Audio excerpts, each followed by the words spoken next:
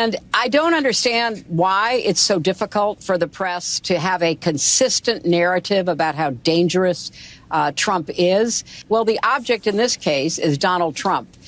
His demagoguery, his danger to our country and the world, and stick with it.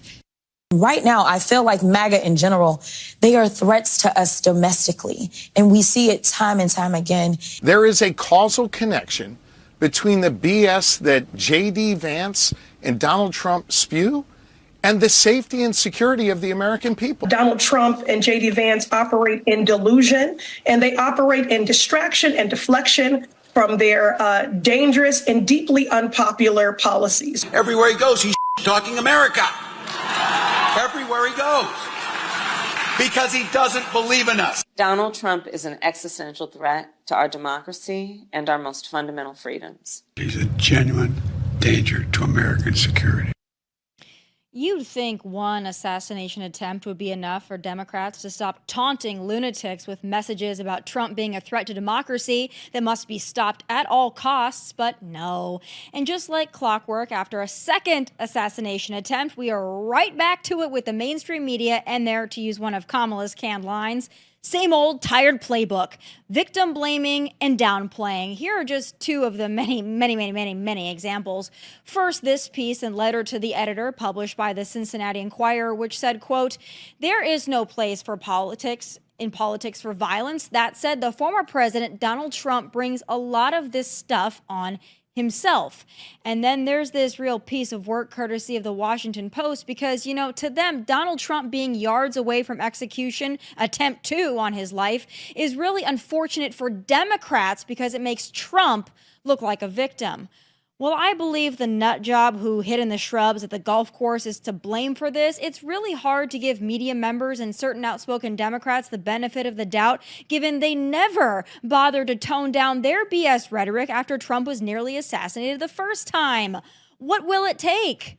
Joining me now with her take on this and more is Just Listen to Yourself host Kira Davis.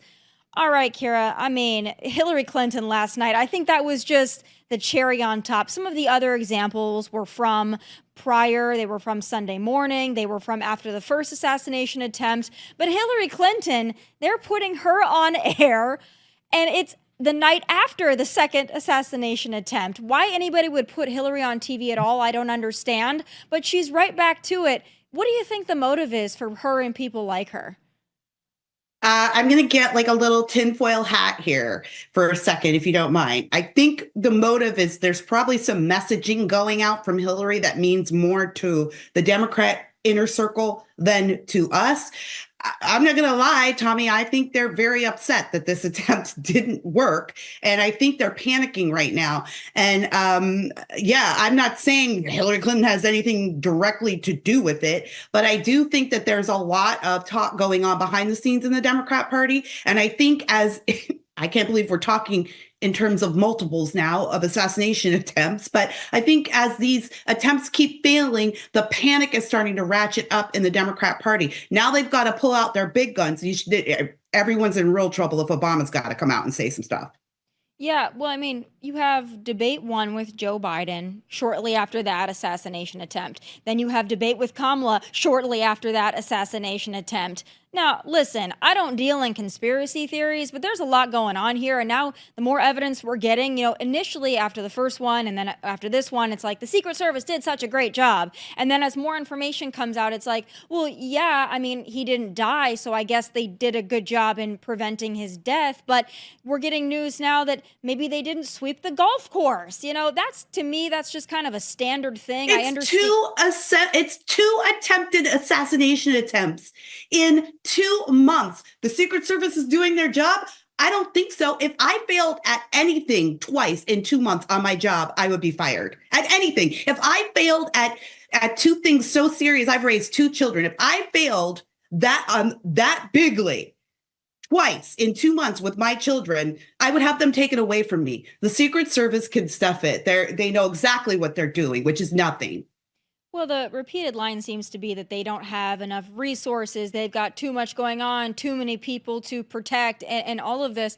And to me, that's a lousy excuse. I mean, they're given millions and millions of dollars. If they need more, okay, we'll have the conversation. Maybe stop sending money to protect Ukraine. Maybe we could protect our actual leaders. That would be a good start. Maybe stop protecting all the world that's being imported across our southern border. Also a good idea. Let's redirect some funds. But I just don't buy it that they don't have enough money. I mean, it doesn't cost a lot of money to sweep a golf course before the former president and leading candidate goes to golf.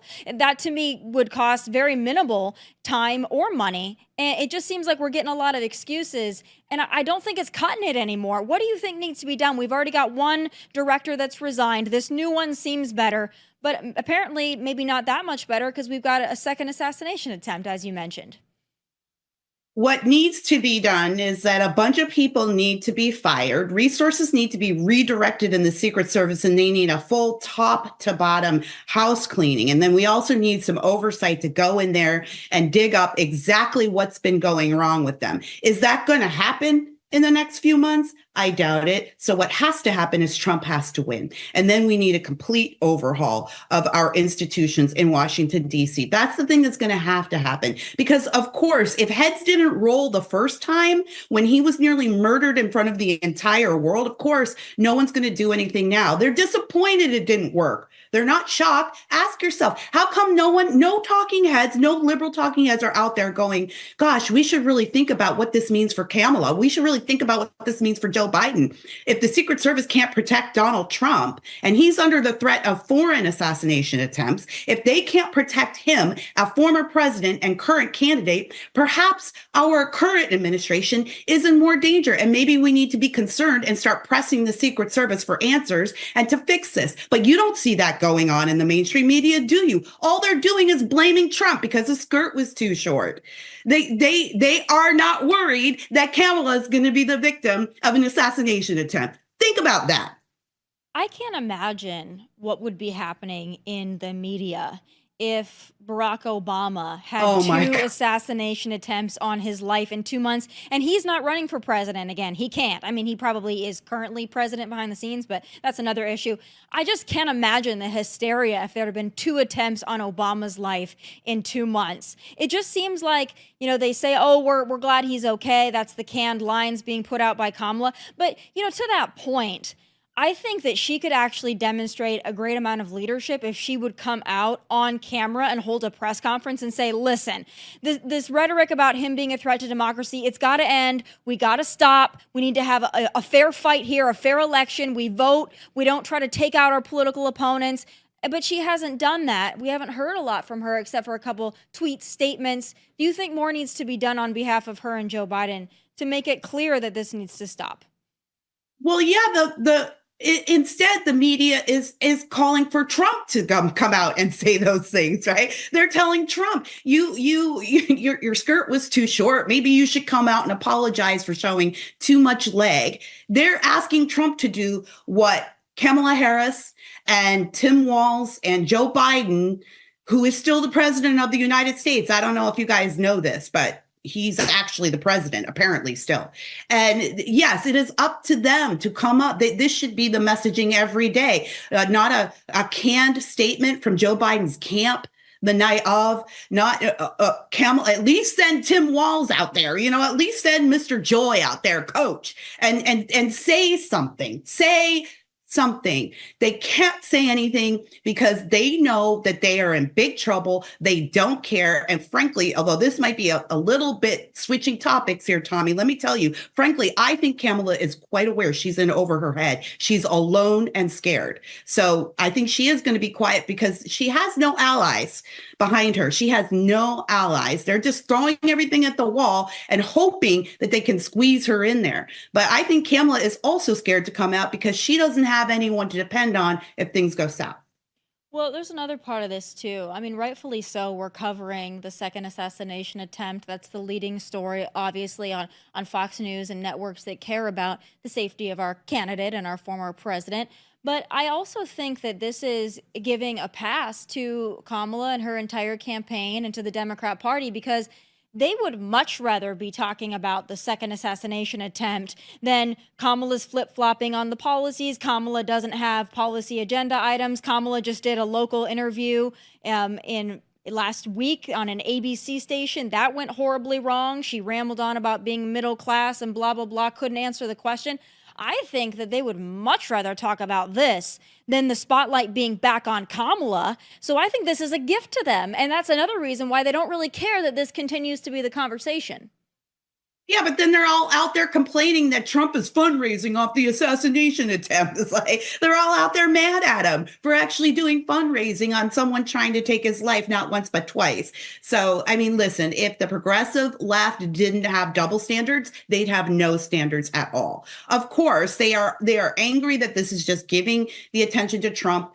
And I actually think they're not smart enough to understand they could be seizing this moment and using it to ignore more of what's going on with Kamala. Now, I will say this. I do think that the media is really in a pickle right now. They're not quite sure how to frame this. But for you viewers out there, here's how you know that everything a talking head has said to you is complete bunk. The minute that but comes in, everything before it is BS. So if they say, hey, we're glad Donald Trump's alive, but they're not glad Donald Trump's alive. Opposite. The Democrats have a huge problem on their hands. They know it, and it's just getting worse. I'm not quite sure what more there is to say about this, Tomi, because they're not going to give Trump a fair shake. They don't want him to win. The entire system and probably the planet is against Donald Trump. The only solution here, I'm afraid, America, is to elect Donald Trump and JD Vance in November. And even then, we've got our work cut out for us. But I really think this is crunch time right here. It's go time.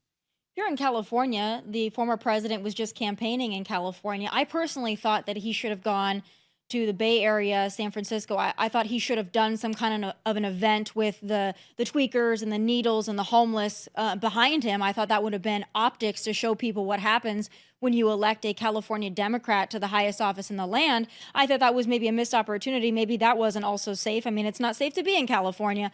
But I'm wondering, he was getting some attention for some of the comments that he made while in California. Obviously called your governor Newsom. I thought it was funny. Some people were all worried about that. But, he made some comments about some of the policies in California and how he'd cut off federal funding if California didn't get its act together. And then, of course, Gavin Newsom came out and said, do you see what Donald Trump said? He said he would let California burn if we didn't bend to his will. I mean, you're in California. What are you hearing in California? And can you help the people that are just going off of the sound bites that they're hearing from Newsom and others, what Donald Trump is actually meaning by some of his comments there?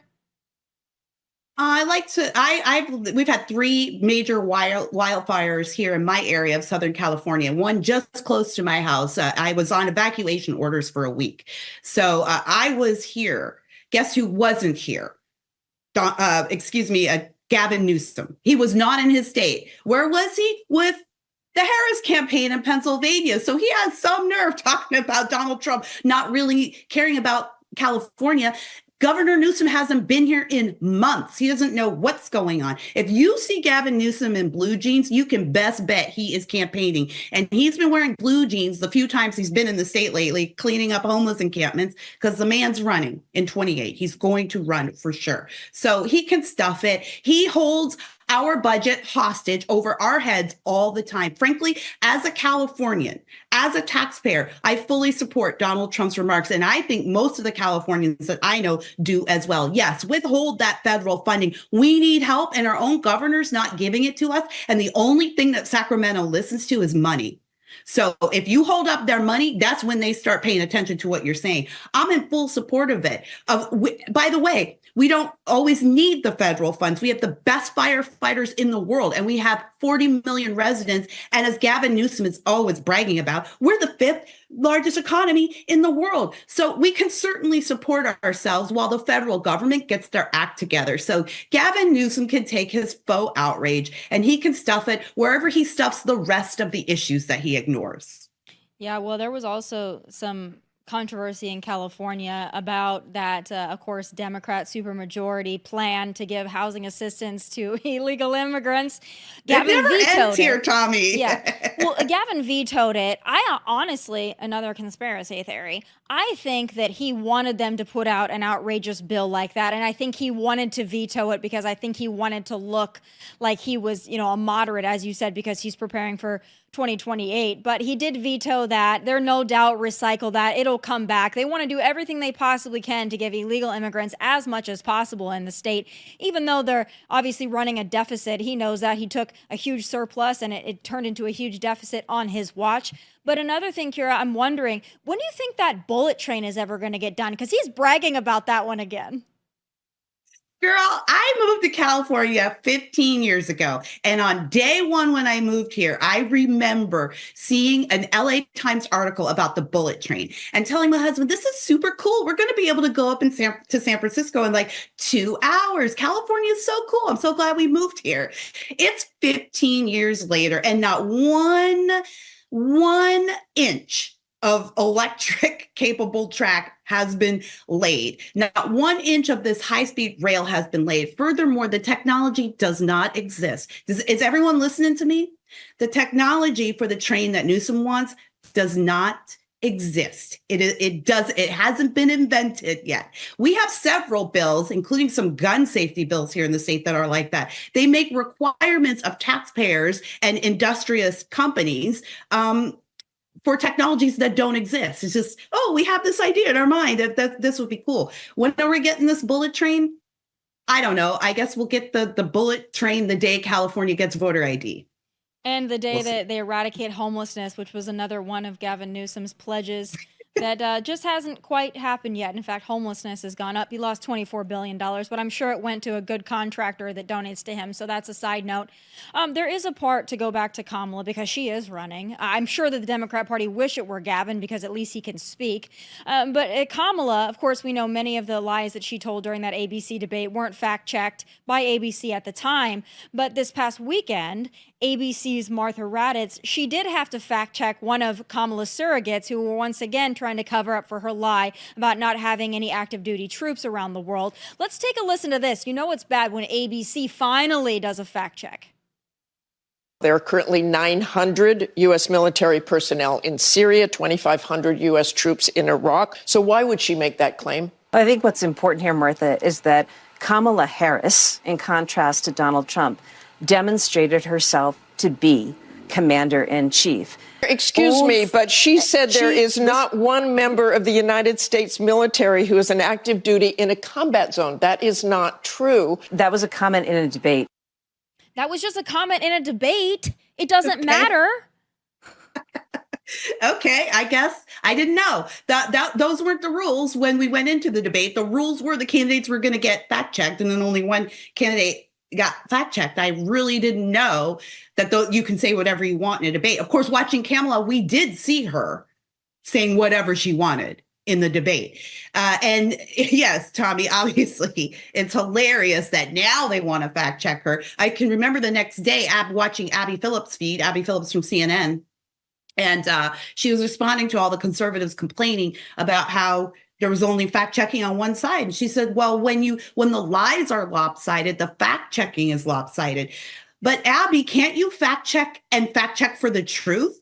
Couldn't they have fact checked Kamala for the truth as she was speaking? What if they said, actually, VP Harris, yes, we're looking at our notes here. That is true. We don't have people in combat around the world. No, they just chose not to fact check her at all. It's not the truth that's lopsided, Abby and CNN and every progressive out there. It's not the truth that's lopsided. It's your brains that are lopsided. And so what are you going to do? This is exactly why, Tommy, I don't think President Trump has any reason or any responsibility to give a third debate to the Democrat team. He has already, how dare Kamala be out there trying to be all snippy and snooty about, he's too scared for a third debate. Girl, he has debated two separate candidates on two separate occasions in 2 months and survived 2 assassination attempts. He doesn't owe you anything. If you want to debate, why don't you debate your boss? Because that's the guy you're running against. Or debate herself. I would like to see a split screen. Kamala 2020 running for president, Kamala 2024 running for president, and just let the two of them go at it. Because I'd really like to see that. Tommy, I don't know if we could survive. I just think it would be great if they would just play back some of her previous points, and I would just like to hear it because, you know, she had promised during the ABC debate that she was going to go over every single one of the areas where she had flip-flopped. We never got that. We just got some cockamamie story about her growing up middle class and all that. She forgot that she grew up in Canada, but I guess that's also a side note. And you brought up something that I also think is important. Donald Trump, not only has he done 2 debates in this election cycle with 2 different candidates, he's also been, his life has been hanging in the balance as many times as Kamala has done an interview. So she's done 2 interviews. He's had 2 assassination attempts. He's dodging bullets. She's dodging interviews. I mean, pick your player here. I think we know who we want to represent us. Last thing I want to talk to you about is something being in California you know well. Oregon had to admit that they accidentally registered non-citizens to vote. It was a data entry issue, Kira, because, you know, they give illegals driver's licenses, as you do in California. They automatically put them on the voter rolls when they go to the DMV, as California does. So now they're being called out, oh, whoopsies, we just registered some people to vote that shouldn't have been registered to vote. But don't worry, we caught it. It was just a data entry issue. How many more times do you think this is going to happen? And how many states have we not caught it? It's going to happen as often as it can. This is how Democrats win. And this is why I was actually having this conversation with a friend last night. She was really worried about the cheating aspect that could pop up in this election. And I told her, look, yes, you should be worried about that. But I think a lot of people don't know, because it's not being reported, that the GOP team has lawsuits in almost every state to purge voter rolls, and they've been successful in several states. In California, Rick Grinnell's organization has been working on purging the voter rolls. We purged 100,000 old voters from the voter rolls in the last 2 years. So that's going on. It's work that's boring and it's not very sexy. So it doesn't make the news. It doesn't make it onto, you know, our podcast or whatever. We're talking about the bigger stuff. But all of this stuff is going on, and this is all groundwork. And this has to be a focus for the GOP for the next 20 to 50 years. They have to have a vote protection team that is dedicated at the federal level and the local level. And it has to be a team that consists of people who are willing to go in and observe the counting process, and then also people who are willing to prosecute lawfare, who are willing to go in, demand that the voter rolls get purged. Governments like Oregon and California, of course, they're going to hide that data as much as possible. Of course they are, because it's the only way they win elections. A lot of people, you lived here, Tommy, you know what California is like. A lot of people think that it's people like you and me voting for all of this craziness, right? They're like, well, you get what you vote for. I'm trying to tell you, no, I don't think we're voting for this. I don't think the people who can vote are voting for this. We have this huge influx of phantom voters in California. I think the GOP could win California back if they would actually spend some time here and purge those rolls and start doing some lawfare here. But that's going to be the key moving forward to the future for the GOP. And it can be done. And it is happening. 14 states this year, Tommy, 14 different states, including 3 swing states, have switched to a voter ID system. So, it's happening. I believe in not only voter ID, but I believe that we need to shorten the election season. If you want to have early voting, that's fine, but it shouldn't be 2 months of early voting. That's ridiculous. And I, for the life of me, can't figure out why mass mail-in balloting has not been cut off at the knees. They use COVID as an excuse, but there's no reason they should have nationalized mass mail-in voting and drop boxes. Once you lose custody of your ballot, it is at risk. And I hope the American people understand that, and I hope that they guard their ballot with their life, because unless you are physically doing it at the polling station or you are physically turning it in and you've got that custody, I mean, that's the best thing that you can do to safeguard your vote, especially if you're in a place that doesn't have voter ID. But good luck to California. I don't think y'all are voting for half this stuff either. Unfortunately, the state, it just might have to fail before there's a big change. But I hope that doesn't happen, because it's a beautiful one. Thank you so much for taking the time. And I always appreciate your humor. And I always appreciate you bringing us the story from California. Always good to talk to you, Tommy. God bless you out there. Hope to see you again soon. God bless. All All right, folks. They're eating the dogs. They're eating the cats. They're eating the pets of the people that live there. Trump has said many controversial things over the last, his whole life, really. But that line from last week's debate, it's taken over the internet, and the internet is undefeated. It's time for final thoughts.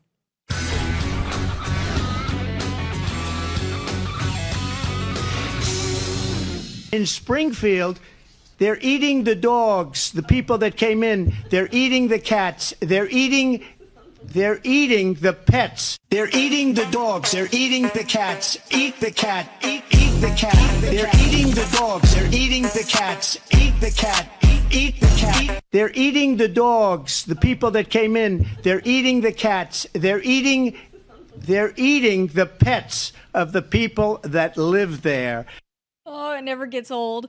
There's no doubt Donald Trump's viral comments on Haitian migrants allegedly eating pets in Springfield, Ohio are controversial, and they really tick some people off.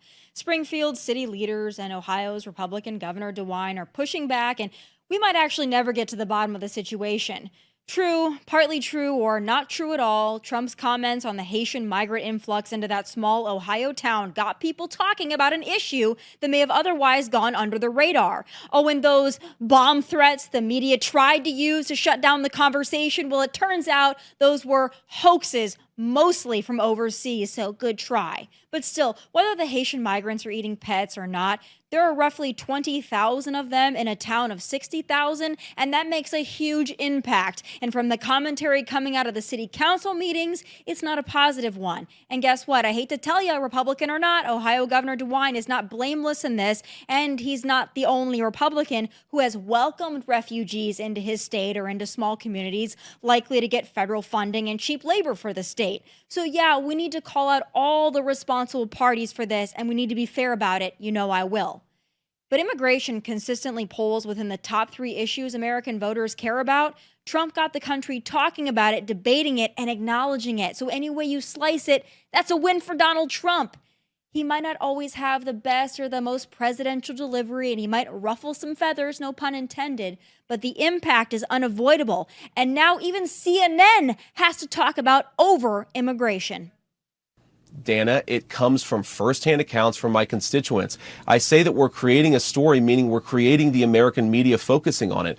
I didn't create 20,000 illegal migrants coming into Springfield thanks to Kamala Harris's policies. Her policies did that, but yes, we created the actual focus that allowed the American media to talk about this story and the suffering caused by Kamala Harris's policies.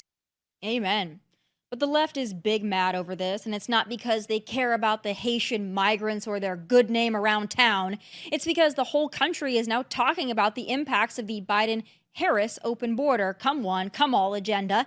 And if Kamala is elected, Springfield is just the beginning. Import the third world, get the third world. Is that what you want? Not me, but those are just my final thoughts. Please be sure to tune in tomorrow live at 1 p.m. Eastern. Also catch full episodes of this show on Fox Nation whenever you want. Please like and subscribe to the YouTube channel at Tomi Lahren is Fearless. From Nashville, God bless and take care.